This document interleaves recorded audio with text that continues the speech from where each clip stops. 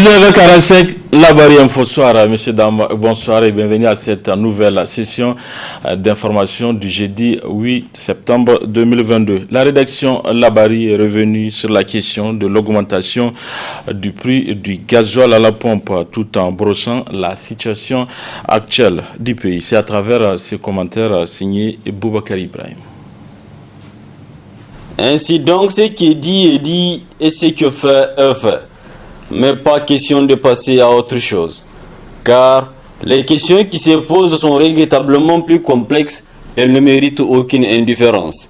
L'augmentation du prix du gazole à la pompe, par exemple, selon certaines sources, n'est que la conséquence d'une mauvaise gestion que les Nigériens sont en train de subir. Puisque vraisemblablement et aussi lamentable que cela puisse paraître, déjà l'idée est consommée, acceptée et le feu de projecteur éteint. Le sujet n'est plus d'actualité, les voix de sans-voix, bien sûr pas les députés qu'on n'entend jamais, mais les acteurs sociaux ont cessé de hausser le ton. Mais au-delà de cette question, dans ces pays, rien ne fonctionne comme il doit y l'être. Tout le secteur public nigérien, par exemple, est conditionné à l'image des gouvernants. Rien ne fonctionne normalement. Faites-y un tour, observez attentivement et vous allez constater la légèreté avec laquelle les devoirs, les responsabilités sont exécutées.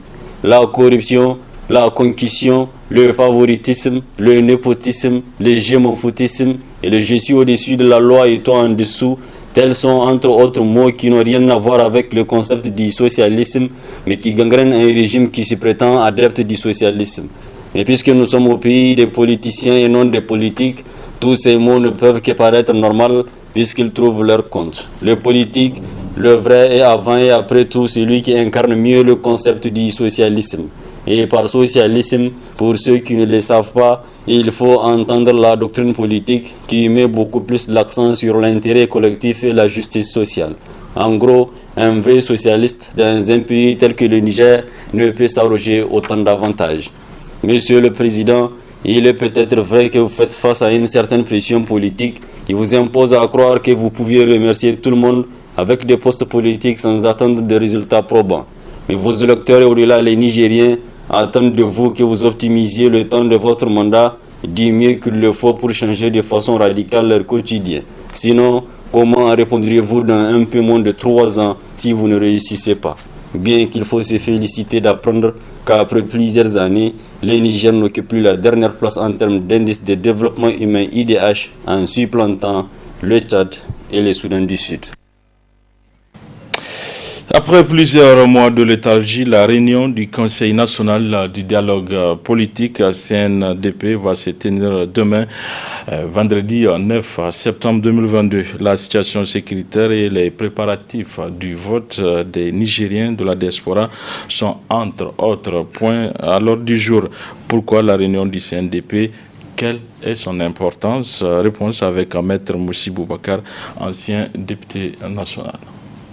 L'avantage du CNDP, c'est qu'à la différence de l'Assemblée où une majorité, où les décisions sont prises par un vote, où une majorité prend la décision, l'opposition s'oppose et ne vote pas, ici dans le CNDP, les décisions sont prises par consensus, c'est ce que dit l'article 12. Les décisions sont consensuelles, ce qui veut dire que on a tout intérêt, les partis politiques et la majorité, à tenir ce cadre-là et tout le monde peut participer pour exprimer son opposition, enfin son avis, sa position, les discussions sont faites au sein de l'autre. De sorte que la décision qui s'en sort est une décision qui doit être appropriée par tout le monde. Voilà l'avantage du CNDP. Que le CNDP soit convoqué, c'est une bonne chose et que tout le monde participe pour donner son avis. Ça, c'est ce que je pense, mon avis à moi.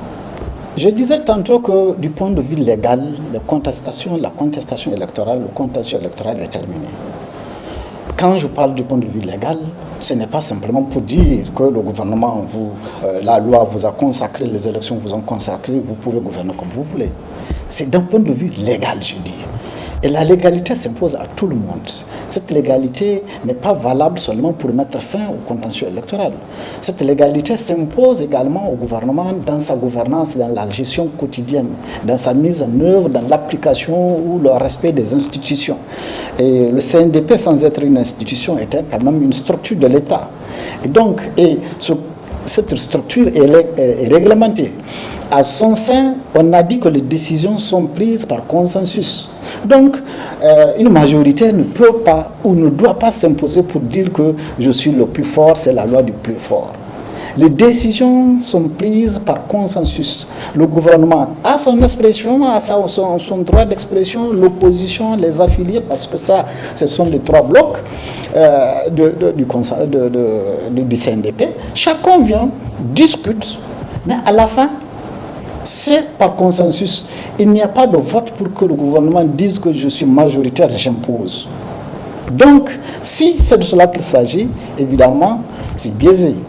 Mais je pense que nous avons une tendance à l'apaisement et que cette tendance-là sera respectée pour le bonheur de tout le monde et de la République. Autant l'opposition ne doit pas se faire de préjugés pour, en tout cas, faire semblant, en tout cas participer, pas seulement faire semblant, mais en tout cas, un appel est fait. Je pense, et ça c'est ce que je pense, mon avis en tant que citoyen, je dis que je ne parle pas au nom de l'opposition en tant que tel, c'est du point de vue général.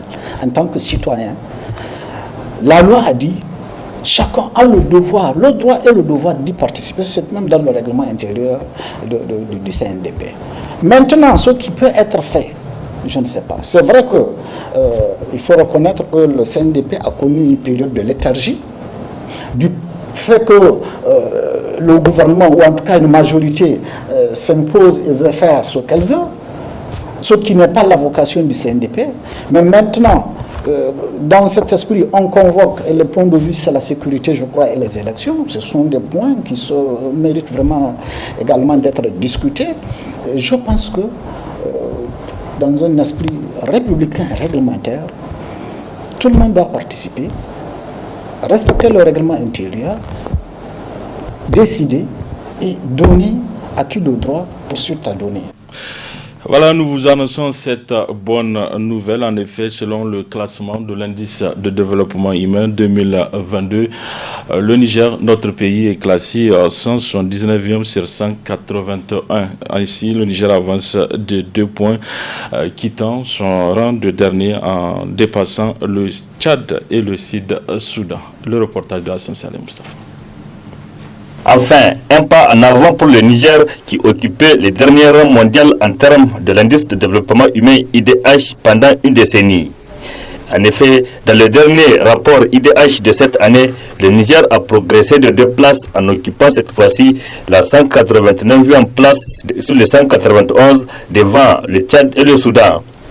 L'IDH est calculé sur la base du produit national brut PNB, de l'espérance de la vie et du niveau d'études qui comporte la durée de scolarisation des adultes âgés de 25 ans et de la durée de scolarisation espérée par les enfants d'âge scolaire. Certainement, le Niger a consenti d'énormes efforts sur ces aspects, ce qui lui a valu cette avancée. Ainsi, le Niger est suivi du Tchad et du Soudan qui bouclent la boucle en occupant la 191e place. À la tête du peloton cette année, on retrouve la Suisse qui est classée première. La Norvège arrive en 2e position et c'est l'Islande qui occupe la 3e place. Dans ces pays, selon le rapport, la vie est plus belle. C'est-à-dire que les populations de ces pays bénéficient de la meilleure qualité de vie, comparée certainement aux populations des pays classés parmi les derniers au monde. Par arrêté en date du 7 septembre 2022, le ministre de l'Enseignement supérieur et de la Recherche porte à la connaissance de l'opinion nationale de la réorganisation de certaines universités publiques et restructuration de leurs facultés, départements, écoles et instituts universitaires de technologie à compter de la rentrée académique 2022-2023. Les raisons de cette décision avec le ministre de l'Enseignement supérieur et de la Recherche dans cet extrait. Le gouvernement a réfléchi et nous avons estimé que ce serait un recul politique que de fermer une université qui a déjà été créée avec tout ce qui a été fait comme investissement, avec tous les espoirs donnés. Donc, il s'agissait de voir avec les responsables de ces universités quelle était la meilleure formule. Alors, il faudra rappeler qu'au moment où les universités ont été créées, surtout les universités de dernière génération, Dosso, Tilibiri, Agadez et Difa, l'État leur a assigné des champs thématiques. Tilibiri devait faire l'agroalimentaire, Dosso devait se spécialiser en économie numérique, Difa en environnement écologique, Agadez en énergie fossile, énergie renouvelable. Malheureusement, dans la plupart de ces universités, on a créé également des facultés d'agronomie, des facultés de sciences et techniques, et ça devenait lourd pour l'État. Donc, j'ai réuni le 1er octobre 2021 la CRUPEN, la conférence des recteurs des universités publiques, et je les ai invités à réfléchir sur la meilleure manière de sauver les universités publiques.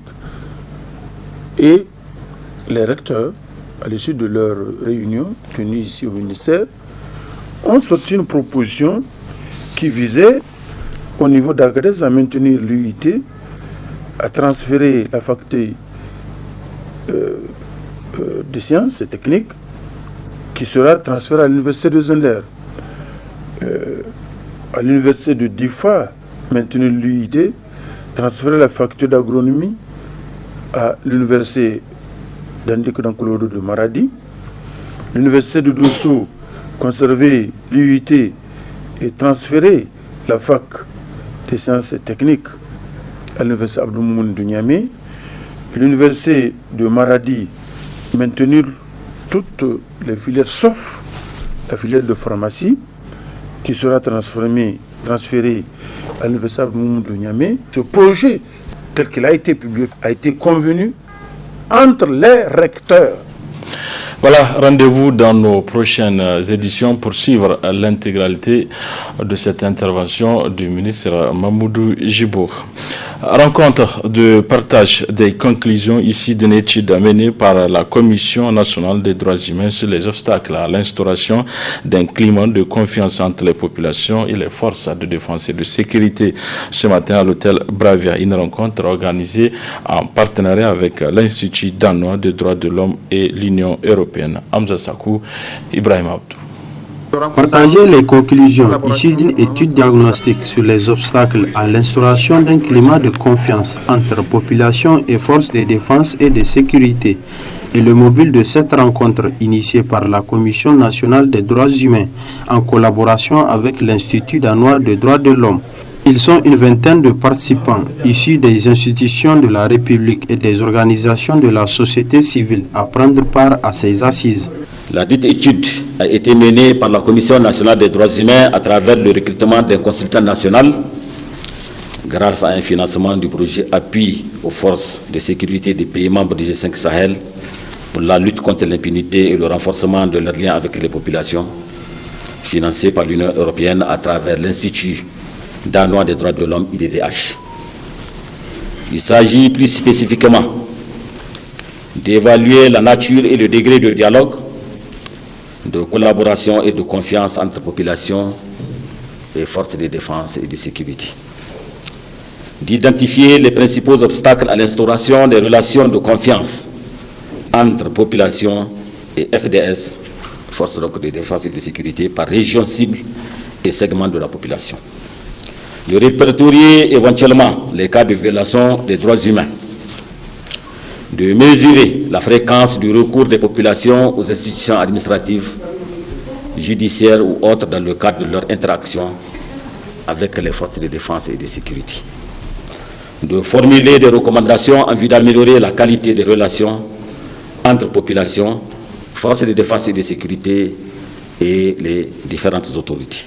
L'Institut danois des droits de l'homme se réjouit de la tenue de cette journée, marquant une étape importante dans l'exécution de ce programme. Les mises en œuvre exécutées dans 3 pays de l'Afrique de l'Ouest, à savoir le Burkina Faso, le Niger et le Mali. Et donc, toutes les 3 institutions nationales des droits humains des 3 pays sont impliquées et ont prévu de mener une étude sur les relations entre les populations et les forces de défense et de sécurité. Et c'est à ce titre que la Commission nationale des droits humains du Niger a mené cette étude intitulée « Étude diagnostique sur les obstacles liés à l'instauration d'un climat de confiance entre les forces de sécurité et les populations ». La Commission nationale des droits humains remercie l'Institut danois des droits de l'homme et l'Union européenne dont l'appui financier a rendu possible cette étude. C'est la fin de cette édition. Merci à vous de l'avoir suivi. Au revoir.